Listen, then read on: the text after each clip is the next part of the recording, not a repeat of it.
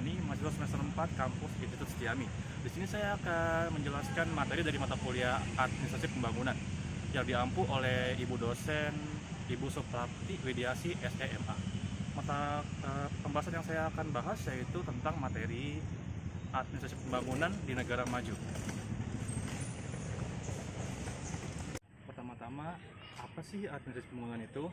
Administrasi pembangunan adalah suatu proses pengendalian usaha negara untuk merealisasikan pertumbuhan yang direncanakan ke arah suatu keadaan yang dianggap lebih baik di dalam aspek kehidupan bangsa. Dan selanjutnya, apa sih negara maju itu? Negara maju itu yaitu negara yang menikmati standar hidup yang tinggi melalui teknologi dan ekonomi yang merata. Nah, selanjutnya ada indikator negara maju. Indikator negara maju itu ada 5 ya. Yang pertama, pendapatan per kapita, yang kedua jumlah penduduk, yang ketiga ada tingkat pengangguran, yang keempat adalah kematian bayi dan ibu melahirkan, yang kelima adalah angka melek huruf. Saya akan menjelaskan dari yang pertama dulu, yaitu pendapatan per kapita. Pendapatan per kapita merupakan faktor penting untuk mengukur negara maju. Sebuah negara dikatakan sejahtera jika rakyatnya memiliki pendapatan per kapita yang tinggi, tidak ada perang, konflik, dan perpecahan. Yang kedua itu adalah jumlah penduduk. Tingkat kesejahteraan negara maju dilihat dari angka kemiskinan. Suatu negara dikatakan sejahtera jika jumlah penduduk miskin sedikit. Yang ketiga adalah tingkat pengangguran. Negara maju umumnya memiliki tingkat pengangguran yang rendah. Yang keempat adalah angka kematian bayi dan ibu melahirkan.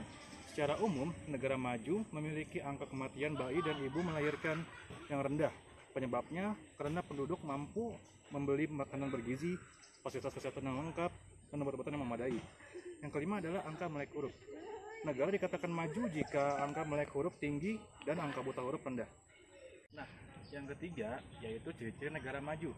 Ciri-ciri negara maju yaitu yang pertama, pendapatan per kapita yang tinggi, keamanan sudah terjaminnya kesehatan, kecilnya angka pengangguran, menguasai iptek, dan tingkat pendidikan yang tinggi. Selanjutnya adalah contoh-contoh negara maju. Yang pertama itu adalah Jepang, Singapura, Arab Saudi, Brunei Darussalam, dan Amerika. Nah, ini adalah yang terakhir. Apakah negara Indonesia sudah dikatakan sebagai negara maju? Menurut pandangan saya belum, karena masih banyak kekurangan jika ingin mengatakan Indonesia sebagai negara maju.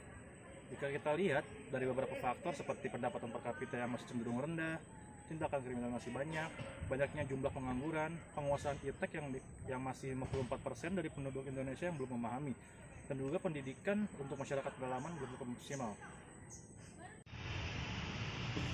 Baik, sekian materi dari saya, kurang lebihnya mohon maaf.